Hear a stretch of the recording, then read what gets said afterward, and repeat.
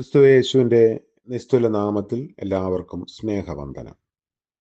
ഇന്നത്തെ നമ്മുടെ ധ്യാനത്തിനായി വിശുദ്ധ മത്തായി എഴുതിയ സുവിശേഷം 9-ാം അധ്യായം 8ഉം 9ഉം വാക്യങ്ങൾ. മത്തായി 9-ാം അധ്യായം 8ഉം 9ഉം വാക്യങ്ങൾ. പുരുഷാരം അത് കണ്ട് ഭയപ്പെട്ട് മനുഷ്യർക്ക് ഇങ്ങനെയുള്ള അധികാരം കൊടുത്ത് ദൈവത്തെ മഹത്വപ്പെടുത്തി. യേശു അവിടെ നിന്ന് പോകുമ്പോൾ മത്തായി എന്നു പേരുള്ള ഒരു മനുഷ്യൻ ചുങ്കസ്ഥലത്ത് ഇരിക്കുന്നത് കണ്ടു. എന്നെ അനുഗമിക്ക എന്ന് അവനോട് പറഞ്ഞു. അവൻ എഴുന്നേറ്റ് അവനെ അനുഗമിച്ചു. ദൈവ തിരുനാമത്തിന് മഹത്വമുണ്ടാകട്ടെ. പുരുഷാരം അത് കണ്ട് അതിശയിച്ചു. രണ്ട് പ്രയോഗങ്ങൾ മനുഷ്യരുടെ കുടിവരവിനെ കുറിച്ച് പുതിയ നിയമത്തിൽ നമ്മൾ കാണുന്നു. ഒന്ന് പുരുഷാരം, മറ്റൊന്ന് ജനക്കൂട്ടം എന്നതാണ്. ഇത് പുരുഷാരം എന്ന് പറയുന്നത് ഒരു മോബല്ല, വ്യക്തമായ ഉദ്ദേശ ലക്ഷ്യങ്ങളോടുകൂടി ഉള്ള ആളുകളുടെ കൂടിവരവാണ്. എന്നാൽ ജനക്കൂട്ടം അങ്ങനെയല്ല, ഓരോരുത്തർക്കും വ്യക്തമായ ധാരണയൊന്നുമില്ലാതെ കൂടി വരുന്നതാണ്. ഈ പുരുഷാരം പക്ഷപാതക്കാരൻ്റെ സൗഖ്യം കണ്ട് അതിശയിക്കുകയും ഭയപ്പെടുകയും ഒക്കെ ചെയ്യുന്നു. മർക്കോസ് പറയുമ്പോൾ ഇങ്ങനെ ഒരു നാളും കണ്ടിട്ടില്ലെന്ന് പറഞ്ഞ് ദൈവത്തെ അവർ മഹത്വപ്പെടുത്തി എന്നാണ്. ഭയം നിറഞ്ഞവരായി ഇന്ന് നാം അപൂർവ കാര്യങ്ങളെ കണ്ടു എന്ന് ലൂക്കോസ് സുവിശേഷത്തിലുമുണ്ട്. ഇതൊക്കെയായിട്ടും ദൈവം അവരുടെ മധ്യത്തിലുണ്ടെന്ന് അവർ മനസ്സിലാക്കിയില്ല. മനുഷ്യർക്ക് ഇപ്രകാരമുള്ള അധികാരം കൊടുത്ത് ദൈവത്തെ മഹത്വപ്പെടുത്തി. ഇതൊരു അവിശ്വാസത്തിൻ്റെ നേർക്കാഴ്ചയാണ്. പിന്നീട് കർത്താവ് കവർന്നഹൂമിനെ ശാസിച്ചതായിട്ടൊക്കെ മത്തായി 11-ാം അധ്യായത്തിൽ നമ്മൾ വായിക്കുന്നുണ്ട്. അപ്പോൾ വേദപ്രമാണങ്ങളെ നന്നായി കൈകാര്യം ചെയ്യുകയും അറിയുകയും ഒക്കെ ചെയ്യുന്ന ആളുകൾ ആ പുരുഷാരത്തിലുണ്ട്.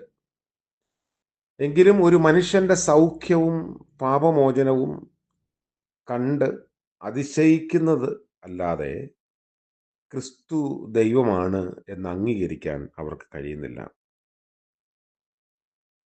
മത്തായി 8-ാം അധ്യായത്തിന്റെ 5 മുതലുള്ള ഭാഗത്ത് നമ്മൾ കണ്ടതുപോലെ പാപത്തിൽ ജീവിക്കുന്നവനെങ്കിലും ദൈവത്തിന് മരിച്ചവന്റെ ചിത്രമാണ് പക്ഷപാതക്കാരൻ. അവൻ ബലമില്ലാത്തവനായി വിശ്വാസത്താൽ ക്രിസ്തുവിൽ അവൻ രോഗശാന്തി കണ്ടെത്തുന്നു. അവൻ എഴുന്നേറ്റ് ദൈവം മുൻപാകെ നടക്കുന്നു. അങ്ങനെ അവന് ലഭിച്ച പുതുജീവനെ അവൻ വെളിപ്പെടുത്തുന്നു. നമുക്ക് സ്വതവേ നിൽക്കാൻ കഴിയാതെ വരുമ്പോൾ കർത്താവ് നമ്മളെ ബലപ്പെടുത്തും. നമ്മുടെ വിശ്വാസം, അല്ലെങ്കിൽ നമ്മളോട് ചേർന്ന് നിൽക്കുന്നവരുടെ വിശ്വാസത്തെ മാനിക്കുന്ന ഒരു ദൈവമുണ്ട്. അതാണ് പക്ഷപാതക്കാരൻ ലഭിക്കുന്ന പുതിയ ജീവിതം. അവിടെ നിന്ന് കർത്താവ് പോകുമ്പോൾ മത്തായിയെ കാണുന്നതാണ് 9-ാം വാക്യം. മത്തായിയെ വിളിക്കുന്ന രംഗം രേഖപ്പെടുത്തുന്നു. ഇവിടെ കർത്താവാണ് തിരഞ്ഞു ചെല്ലുന്നത്. മത്തായി യേശുവിനെ അന്വേഷിക്കുന്നതല്ല. മർക്കോസ് 2-ന്റെ 14, ലൂക്കോസ് 5-ന്റെ 27 അവന്റെ പേര് ലേവി എന്നായിരുന്നു. എന്നാൽ മത്തായി സ്വയം പരിചയപ്പെടുന്നത് മത്തായി എന്ന പേരിലാണ്. മത്തായി എന്നതിന് ദൈവത്തിന്റെ ദാനം എന്നാണ് അർത്ഥം.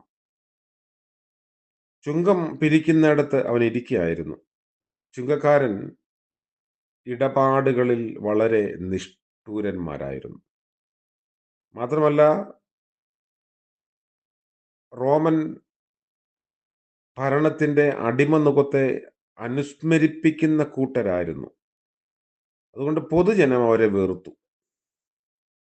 അവരെ വ്യഭിചാരികളെ പോലെയുള്ള പാപികളോട് ബന്ധവും പുലർത്തി വന്നു. തങ്ങളുടെ നാട്ടിലുള്ള ഒരുവൻ ഇപ്രകാരം ഉള്ളവനോട് ബന്ധം പുലർത്തുന്നത് പോലും അവിടെയുള്ള ജനങ്ങൾക്ക് താല്പര്യമല്ല. അങ്ങനെയുള്ളവരെ പോലും യഹൂദന്മാർ വെറുക്കും. തനിക്ക് ലഭിച്ച വിളി മത്തായി അംഗീകരിക്കുന്നു. അവൻ സകലതും വിട്ട് അവനെ പിൻപറ്റിയതായി രേഖപ്പെടുത്തുന്നു. യേശു അവനെ വിളിച്ചു.